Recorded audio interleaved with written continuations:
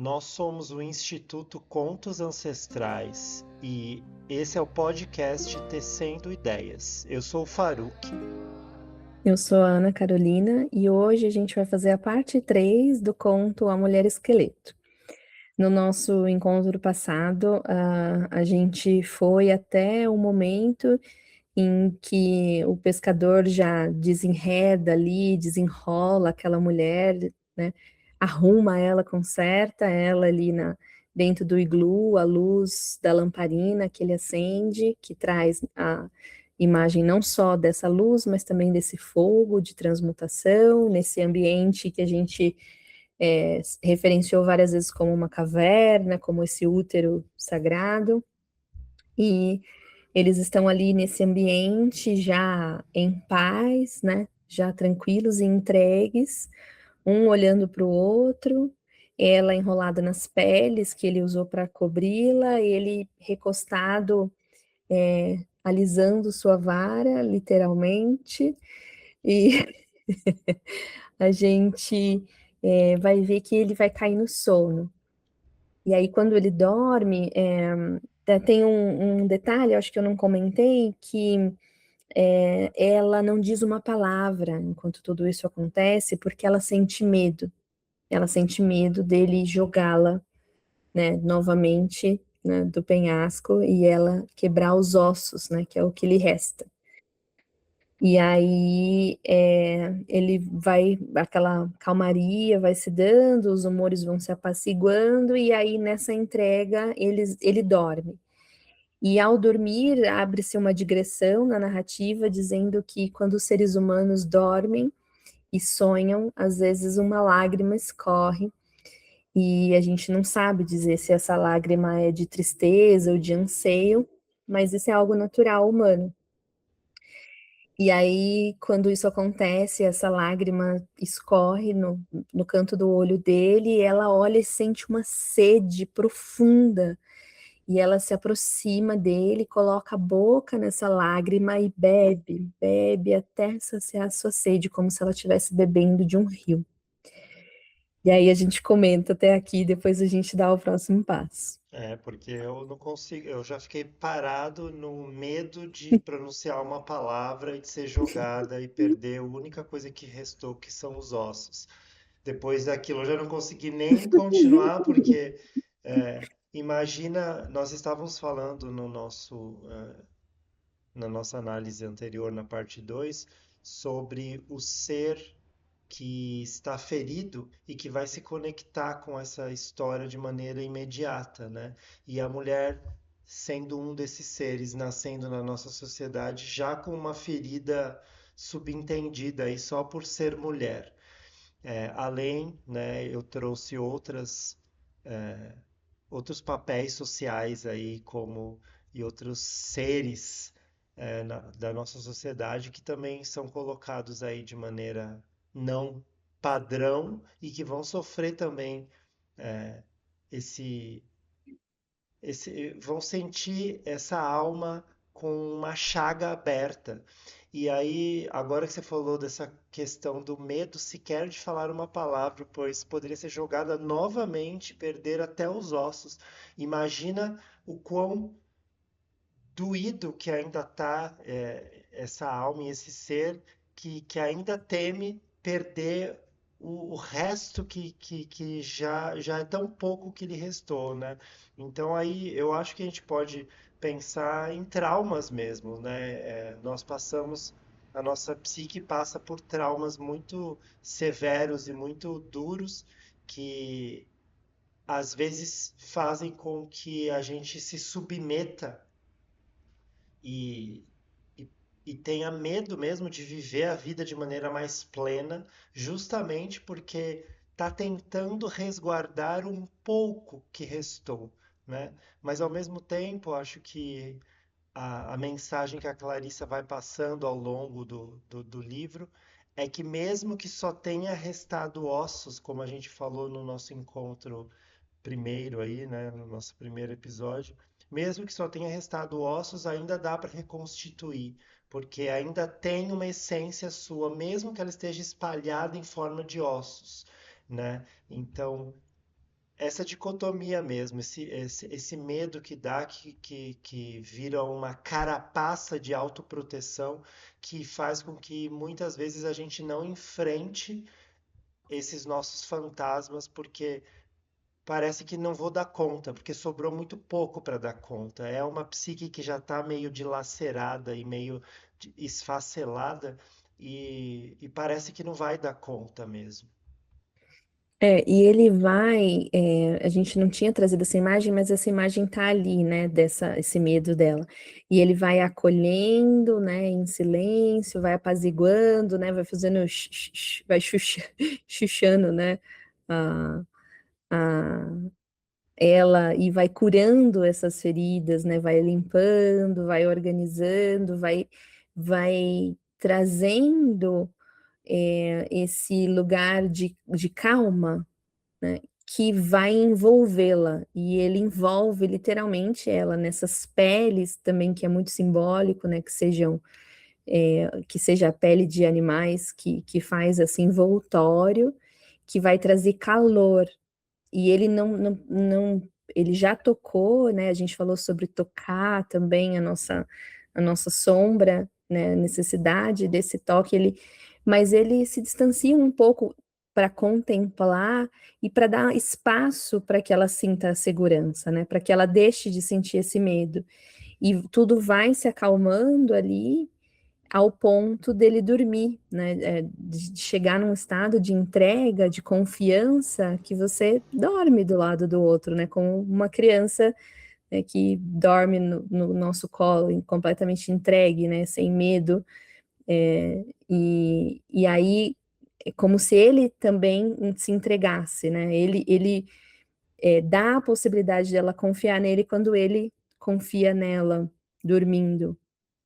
E a gente estava terminando o episódio anterior falando dessa questão de entrar em relação com o outro. E aí esse outro, que é a contraparte dele mesmo, entrar em relação, se permitir essa relação, indo até para metáfora sexual da questão da vara, né? Entrar em relação mesmo, tá muito claro, os símbolos apontando para isso, com o outro. E bonita essa coisa de ir acalmando, né? E você fala que ele entoa umas palavras como se fosse uma canção de Ninal para acalmar, e como se fosse o embalar de um bebê ou de um animalzinho indefeso que vai aos poucos sentindo que sim, posso confiar, sim, eu posso acalmar, porque eu preciso também é, apaziguar um pouco essas emoções conturbadas para eu conseguir permitir a cura.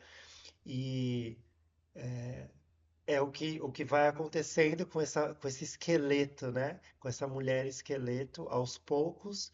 E, e também a necessidade de levar coisas para o sonho e para o sono, porque o inconsciente precisa trabalhar, né? A nossa vida consciente, a nossa vida em vigília, que o ego direciona o olhar, ela é uma ilha pequena que está direcionando o seu olhar, enquanto que a nossa vida inconsciente, ela é todo o mar e todo o céu em volta. Ela é muito ampla.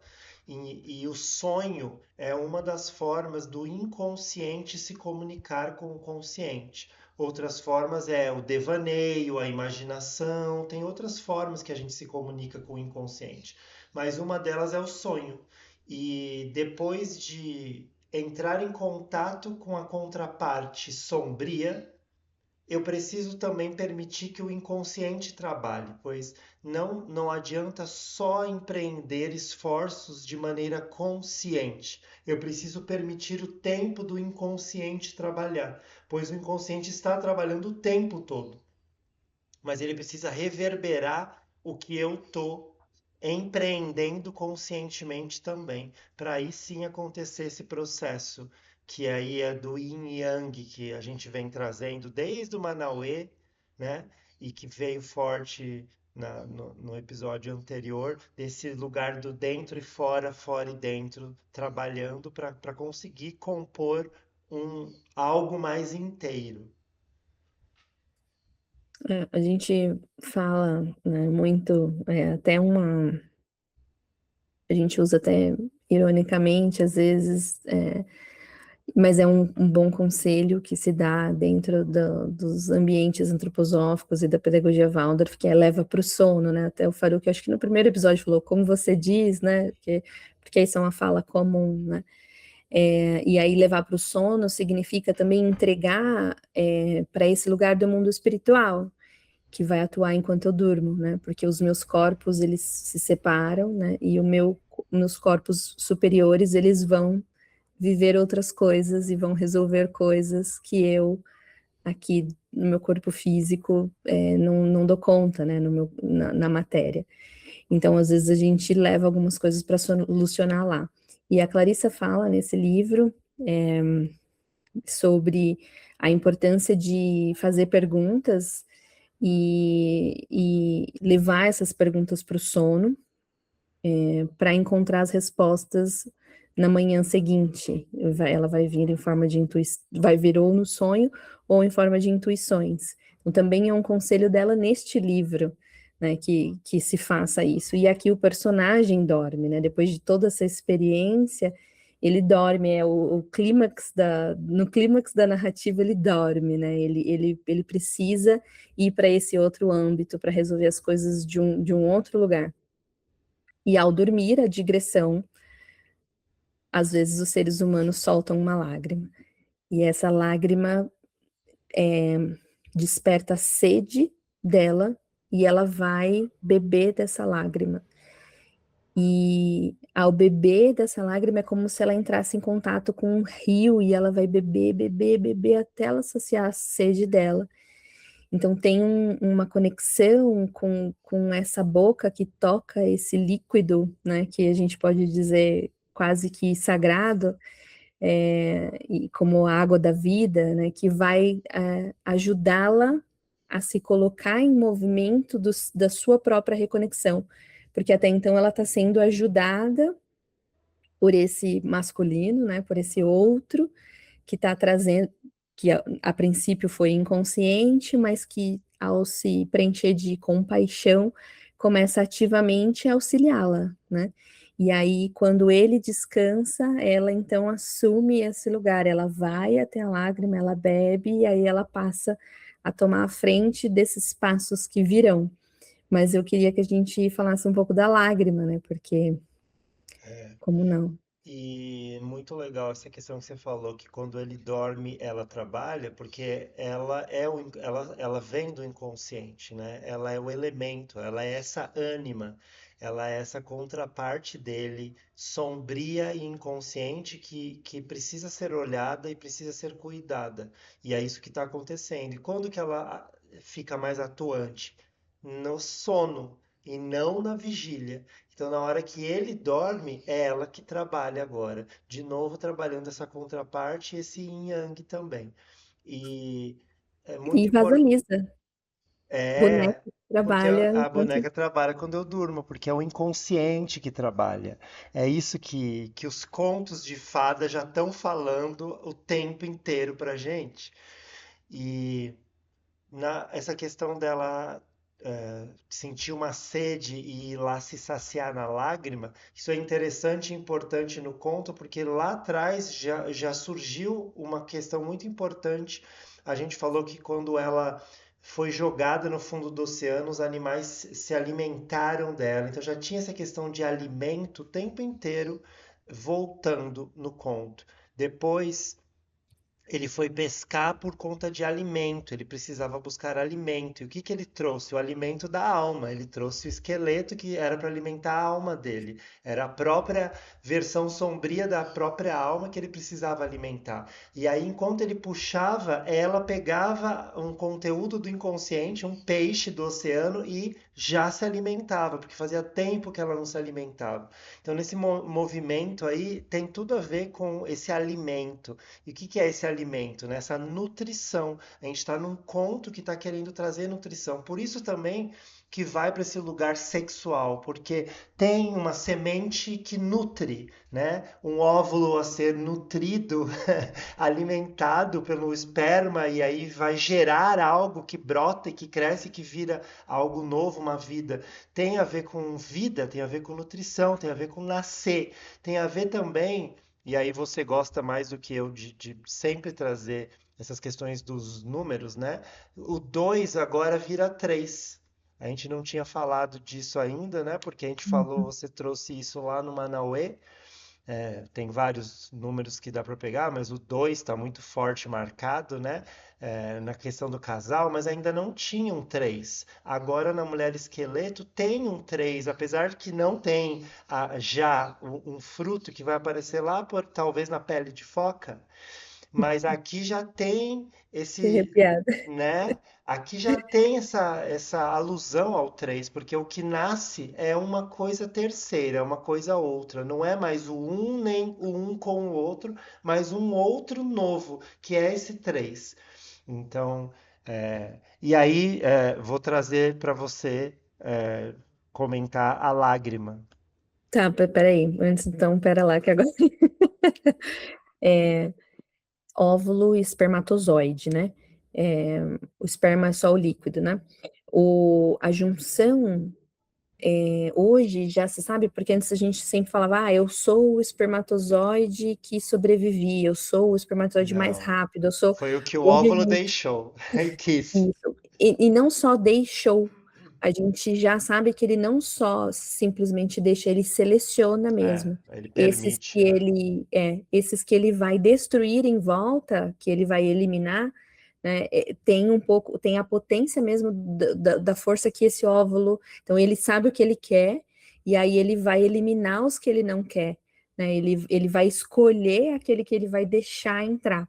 Então, isso é muito interessante nessa complementaridade, que é, traz a gente para uma reflexão de sair daquela ideia, né, machista, misógina, patriarcal, né, de que a gente é resultado do espermatozoide somente, né, e não só, é os dois, né, essa união mesmo desses dois que já inteiros, né, se colocam para fazer esse terceiro que vai nascer. Nossa, quantas coisas, né? Que legal. Bom, da lágrima, né? A gente pode pensar na lágrima como um oceano em miniatura, né? Que é uma coisa que a Clarissa traz já, essa representação, né? Do que está dentro, o que está fora, o que está em cima, o que está abaixo, que a gente às vezes traz também do hermetismo, né? Que é muito simbólico e que está sempre nessas narrativas. É, a gente pode pensar numa perspectiva também alquímica, né, da Solútil. A gente pode pensar que ele, porque está sendo dissolvido e é uma dissolução necessária para essa conexão, né, nessas etapas. A gente pode pensar também que a lágrima, ela carrega, ela é fruto do corpo astral, que é esse das emoções, e ela se nutre, ela se é, hidrata, né, da emoção dele para sua vitalidade, porque é isso que vai começar a trazer vitalidade para ela, né? E é a partir dessa primeira vitalidade que ela tem o impulso de dar os próximos passos. E aí me lembra muito a canção do Racionais, do Mano Brown, que chama Jesus Chorou. Ele faz uma ode à lágrima, um poema, antes de começar a música, antes de começar o rap mesmo, a música. Ele lê, ele declama um poema que ele faz para lágrima, e eu vou ler para vocês, porque é muito bonito. Ele começa, tipo, fazendo a charadinha, o que é o que é, né? Então, o que é o que é? Clara e salgada, cabe em um olho e pesa 1 tonelada. Tem sabor de mar, pode ser discreta, inquilina da dor, morada predileta. Na calada ela vem, refém da vingança, irmã do desespero, rival da esperança. Pode ser causada por vermes e mundanas, e o espinho da flor. Cruel que você ama, amante do drama, vem pra minha cama, por querer, sem me perguntar, me fez sofrer. E eu que me julguei forte, e eu que me senti, serei um fraco quando outras delas vir.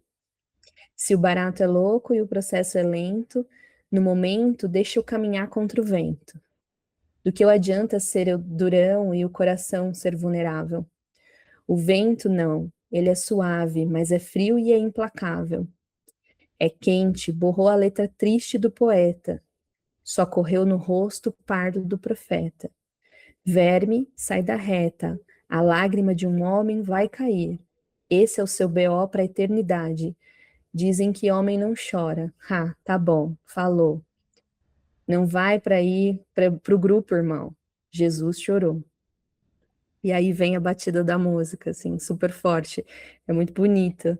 E eu acho que tem várias expressões que ele usa que remetem ao conto, inclusive ele dizer que ela vai para a cama com ele, né? Que é exatamente esse movimento que a gente está fazendo. A lágrima vem, né, no sono, né, tem essa digressão, mas ele está levando o que causa aquilo que a gente não sabe se é uma tristeza ou é um anseio, ele está levando a mulher esqueleto ali para a cama dele, né? Está colhendo essa dor que está gerando essa lágrima. É muito potente e eu acho que essa mulher que violentamente rompeu com o masculino perde toda a sua carne no inconsciente.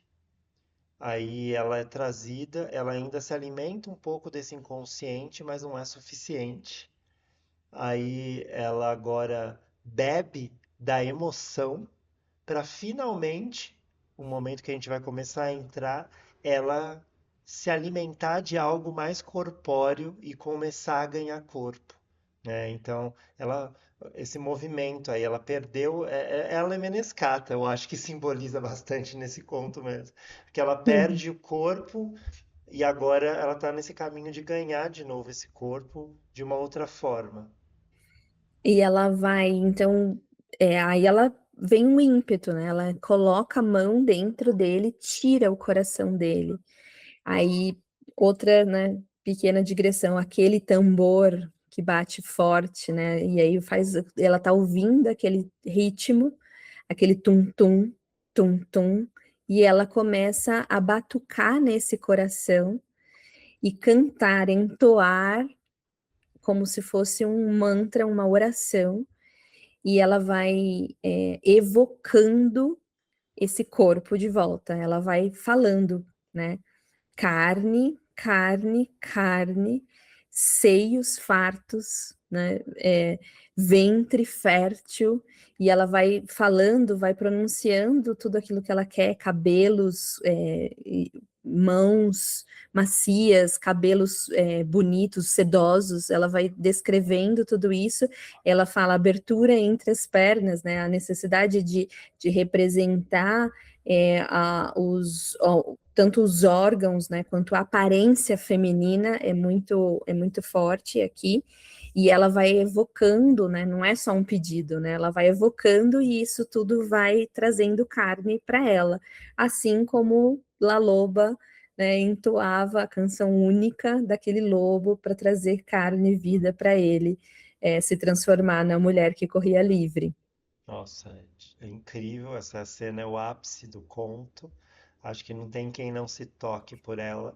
E eu vejo nesse momento finalmente a inversão acontecendo, para mim, né? Aí é legal que eu sou um homem que estou fazendo análise e leitura e permitindo que o conto converse com a minha psique, que é a minha ânima.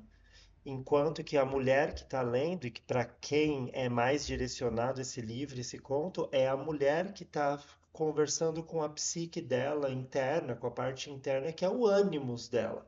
Contra a parte masculina, a mulher o tempo inteiro está nessa conversa.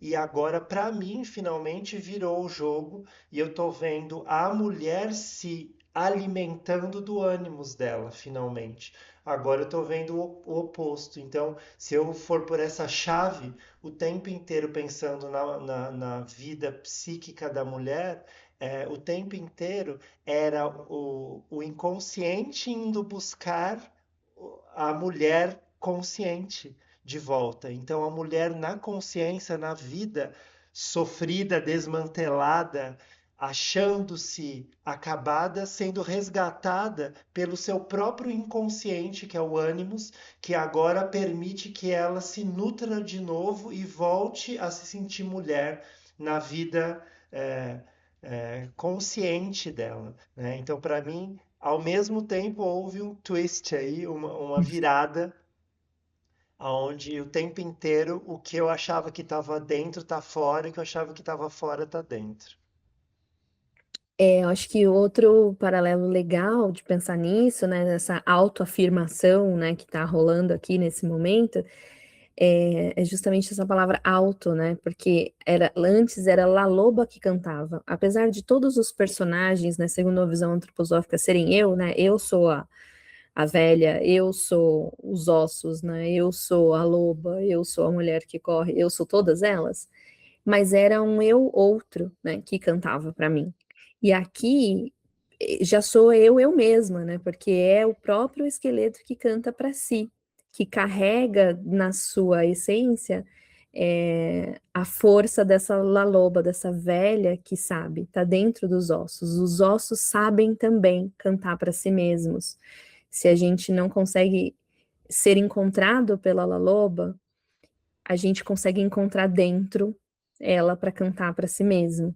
E essa força vem da conexão, né, de encontrar a força do nosso masculino dentro, né, de deixar que esse inconsciente conduza um pouco, de se conectar com a sombra, né, e de se alimentar desse masculino e deixar que todo esse caldeirão, né, toda essa sopa consiga me ajudar a emergir, né, e renascer fênix das águas.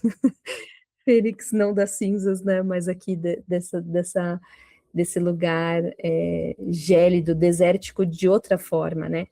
Com outro tipo de aridez. E acho que tem uma coisa importante nesse tum-tum também, nesse ritmo que vem desse coração, né? Esse tambor aqui, que os rituais xamânicos, né? Eles usam tambores. O tambor é feito com a pele de um animal, né, que também tem essa representatividade, né?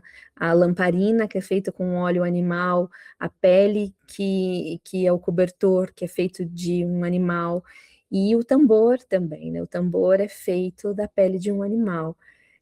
Isso é muito forte, esse lugar anímico mesmo, né? Como essa alma está recebendo esses nutrientes todos simbólicos e representativos dessa força que está nesse ambiente, tá no nosso entorno. A gente é que precisa se conectar com ele, né?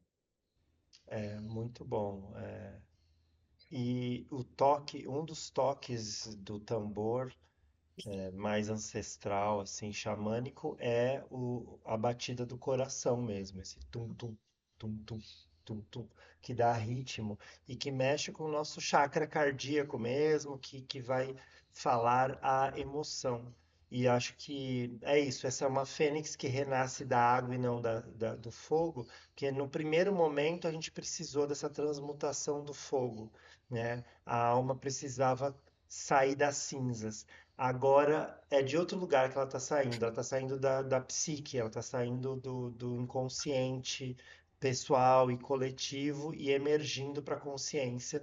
E aí a representação dessa água. Não é para ela queimar tudo e transmutar dessa vez, é para ela renascer mesmo de algo que já tem internamente potência, né? Já tem. Por isso mesmo que dá lugar para esse ânimos agora atuar e alimentar também, né? Não é mais o ânimos que vem de fora, como lá no Barba Azul, para resgatar. E também não é esse ânimos que vem para descobrir o meu nome. Agora esse ânimos vem para me alimentar. Ele já é muito mais íntimo, é muito mais próximo, é muito mais carnal do que simplesmente aprender o meu nome.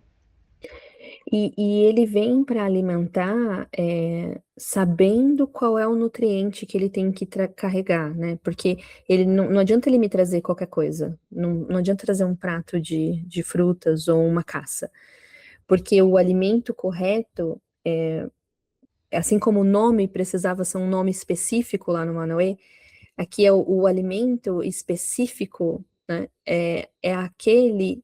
Eu só vou reconhecer qual que é quando eu conseguir olhar para isso tudo destrinchado, né? Olhar na essência. E olhando para o osso, para a essência, eu vou descobrir que o alimento, né, a vitalidade, vem também desse lugar das emoções e da vulnerabilidade. É só quando ele se coloca vulnerável, né?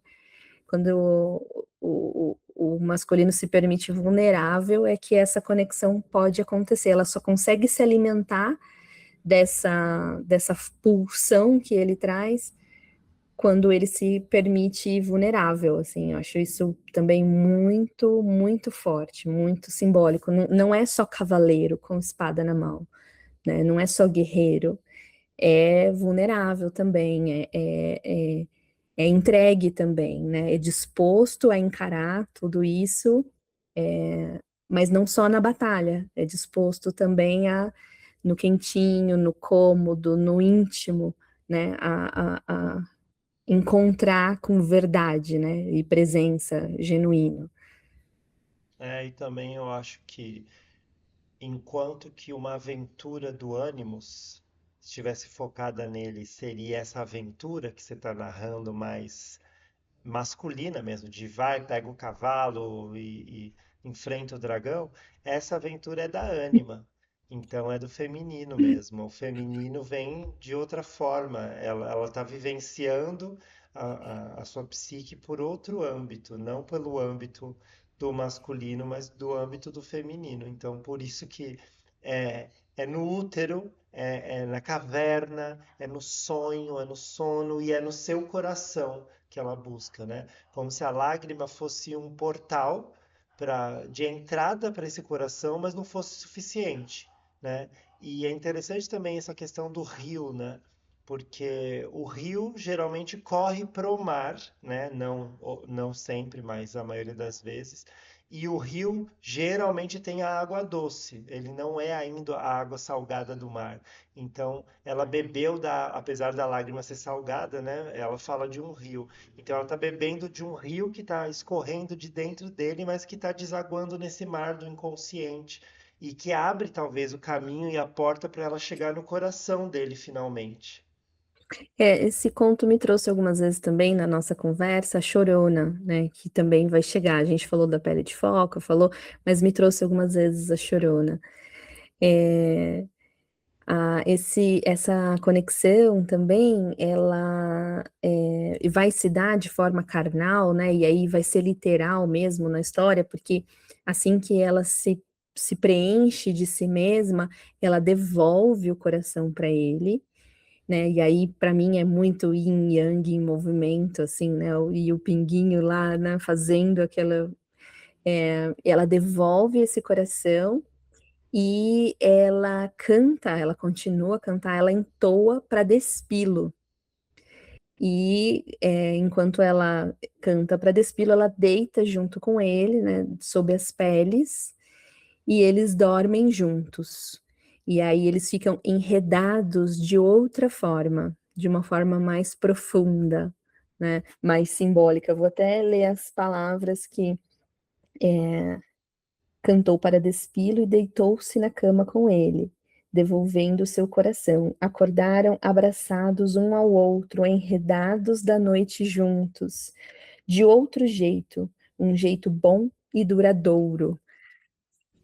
É a união, né? Finalmente a coniúncio se deu, a união dos opostos, e é a união do feminino com o ânimos, do masculino com a ânima e realmente o yin e o yang, porque na hora que ela pega o coração e compõe parte dela a partir dele, né, o todo dela a partir da parte dele, quando ela devolve para ele a parte que era dele, é parte dela também. Né? E eu imagino agora, numa imagem mental que me veio dessa união yin e yang do masculino e feminino, da ânima e do ânimos, né? É, ele também se une sexualmente a ela, por um lado, e ela se une amorosamente, intimamente a ele. Então, eu imagino ela depositando o coração e ele depositando a semente dele nela ao mesmo tempo, nesse círculo mesmo de vida e de união, agora de uma união bela, né? Uma união que não vai romper. Então, eu vejo aqui a volta para o início do conto, numa outra toada e num outro âmbito, pois agora não vai haver o rompimento violento que iniciou, que era do ódio, talvez, e agora nós temos Do ranço. a união do amor, né? Então a gente termina na união do amor, começou no rompimento, né, extremo e violento, e termina nessa total união. E é bonita essa cena. Só uma coisa legal também, quando você falou, né, do o coração como esse centro, o chácara cardíaco aqui, o cardíaco é o central, né? A gente tem três acima, três abaixo. É bem onde, se a gente faz a lemniscata, né, no corpo, é bem onde está o centro aqui. E para diversas linhas espiritualistas, o coração é o centro onde os corpos se unem, né?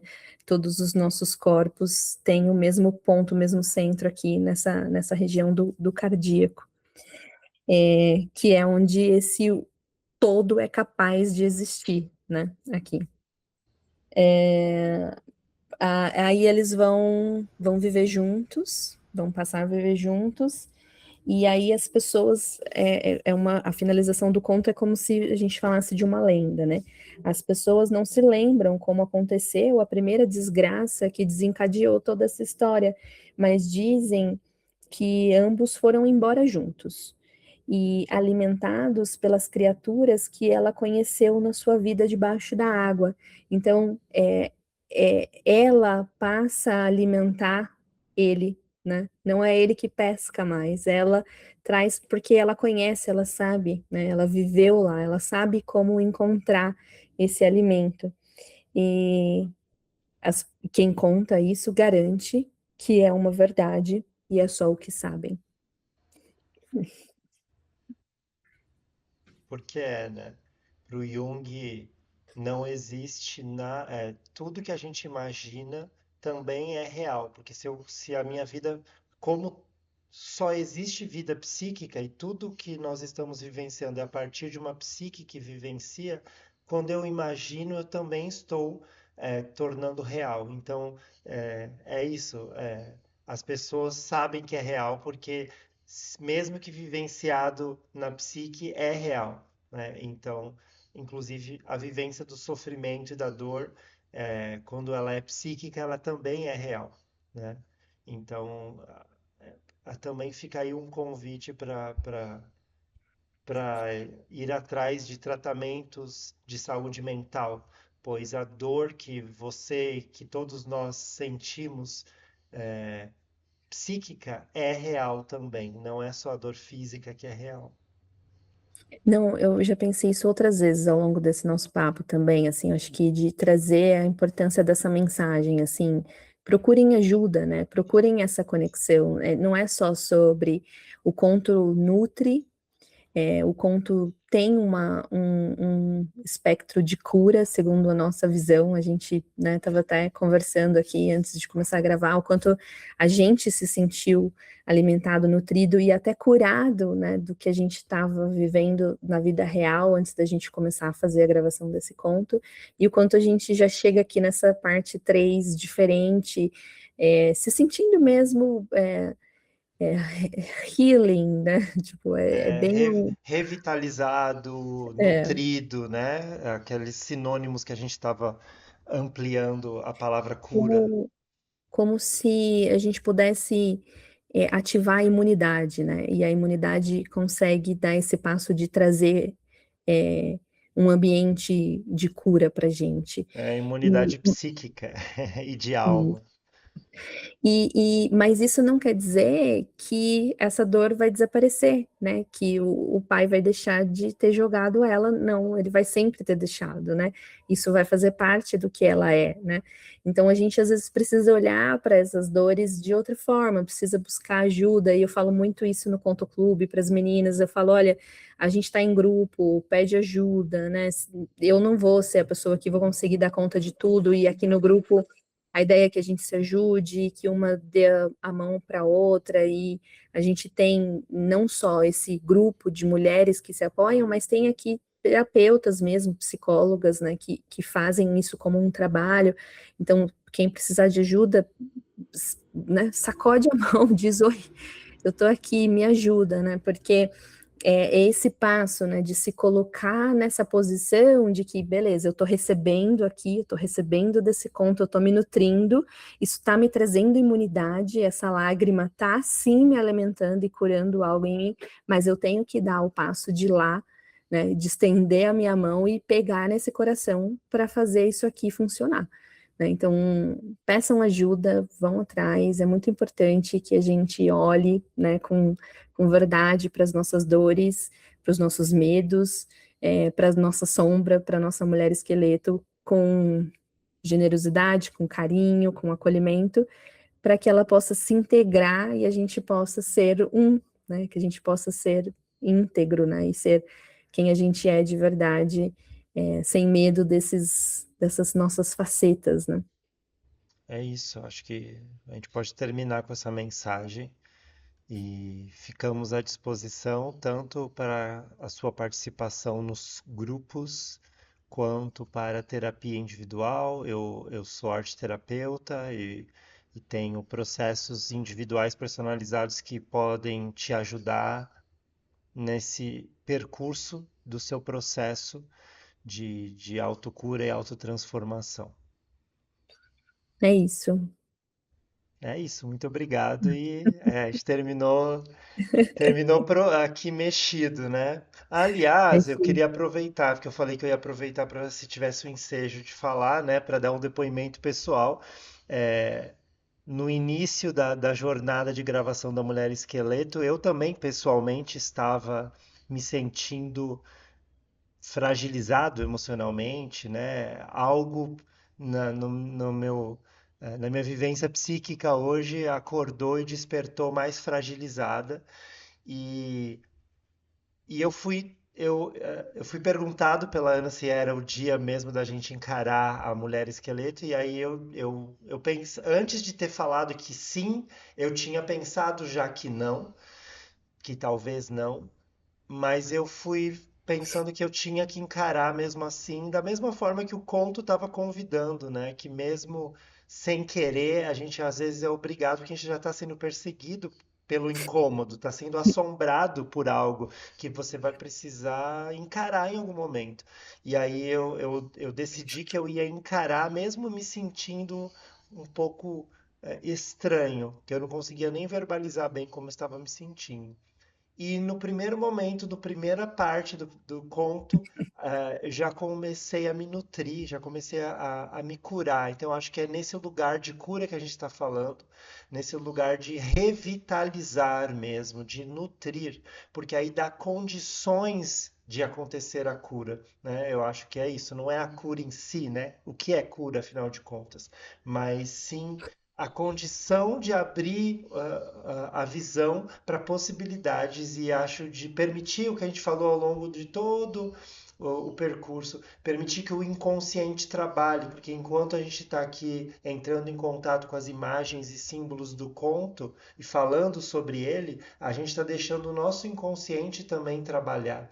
E aí ele sim cura, ele sim encontra respostas. E depois o meu sonho talvez traga caminhos, a minha intuição, algum insight, As algum a sincronicidades. sincronicidade, algum filme que eu vou assistir, alguma música que eu vou escutar, alguma das músicas que a gente trouxe aqui, Ah, uma música que surgiu na hora que você trouxe é que a sua foi uma potência muito maior, mas a que apareceu para mim naquela hora foi Quem dera ser um peixe para em teu límpido aquário mergulhar, porque também tinha a ver com aquele momento de união, né? É, carnal, né? E desse. Total, essa música é muito Mulher Esqueleto. Não é? Então, é isso. Fica mais uma aí, que a gente já trouxe várias ao longo das nossas análises aí do conto. Um conto potente e poderoso que durou 3 encontros para a gente conseguir terminar, 3 episódios.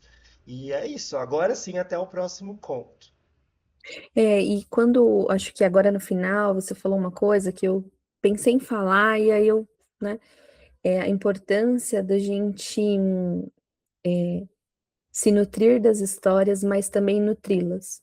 Porque quando a gente reconta, né, quando a gente traz de volta essas histórias, né, quando a gente repete oralmente, quando a gente entrega um livro de presente para alguém, quando a gente, né, presenteia as crianças com essas narrativas, o quanto a gente não ajuda a vivificar as histórias também, né, a deixá-las mais potentes fazer com que esse ser que é, né, a narrativa em si, esse organismo, também se revitalize, também possa alimentar mais pessoas, né, chegar mais longe e fazer uma fada sorrir. É o lugar do guardador das memórias, né? Boa. Aí você abriu mais um lugar aí. Porque eu penso muito nisso ultimamente, né? Por ter passado aí de novo abrindo a vulnerabilidade do. É justamente o que a história pede, né? Abrir o coração, permitir que a lágrima caia, para conseguir fazer com que esse processo aconteça. É, eu perdi muitas mulheres importantes, né, de base na minha vida, avó, mãe, madrasta, pessoas que me criaram, e em alguns momentos solitários, refletindo, eu penso que eu gostaria de saber sobre algumas coisas da minha história e eu não tenho mais para quem perguntar, porque as guardadoras da memória já foram. E eu vou saber o que eu consegui perguntar. Agora o resto sou eu que tenho que desvendar por mim mesmo. Mas as velhas sábias se foram, não dá mais para perguntar para elas. Então, e na hora que a gente conta uma história, né, essa semana no grupo de estudos de psicologia junguiana, me pediram de uma maneira inusitada para eu contar a história do Barba Azul, que tinha a ver com o nosso estudo de ânimos e ânima. E aí me falaram ainda dessa forma, conta, com certeza absoluta você vai saber contar. E aí a gente acaba se tornando essa pessoa que a outra pessoa vai ver e fala assim, não, você vai saber contar essa história, você detém essa memória. E é muito bonito isso, isso daí se conecta mesmo nesse lugar do contador, né? Que a Ana vai saber melhor do que eu do contador de histórias, que é sim o detentor e o guardador dessa memória ancestral, e ele tem um dever além da moral, né? Um dever de alma de passar essas histórias adiante para as gerações que vêm, porque se elas morrerem, as fadas vão morrer, ou seja, o encanto, a magia vai morrer. E tem tudo a ver com a história sem fim, que a gente também tem um podcast, pois toda a questão da história sem fim é porque ele está parando, ele, a criança, está parando de sonhar. Que coisa mais real do que o que nós estamos vivendo na atualidade? Que são as nossas crianças não têm mais essas possibilidades de sonhar como antes. Elas já recebem tudo pronto, sem alma, né? Inclusive tem um termo horrível do inglês que é o brain rot, que é o cérebro apodrecido, que eles usam para determinar, para definir o que significam esses vídeos vazios de sentido que nos hipnotizam e que vêm curtos um após o outro, hipnotizando a gente. E é isso que a gente está oferecendo para a nossa juventude enquanto humanidade contemporânea mesmo. Então, precisamos ser uma resistência dos Uhum. contadores de história. Boa. Eu tenho refletido bastante, né, fazendo a formação de contoterapia e todo o meu estudo, né, dentro da antroposofia, que é desse lugar do contador, por isso o Faruk, né, fez referência, talvez a Ana saiba mais, acho que não, acho que como vivência a gente tá páreo aí, mas eu também tenho uma memória dessa, de me sentir guardiã da minha própria história, com a partida do meu tio-avô, que era a pessoa que contava as histórias, né, na minha família para mim, e que me trazia muito da minha ancestralidade, da minha família de origem russa.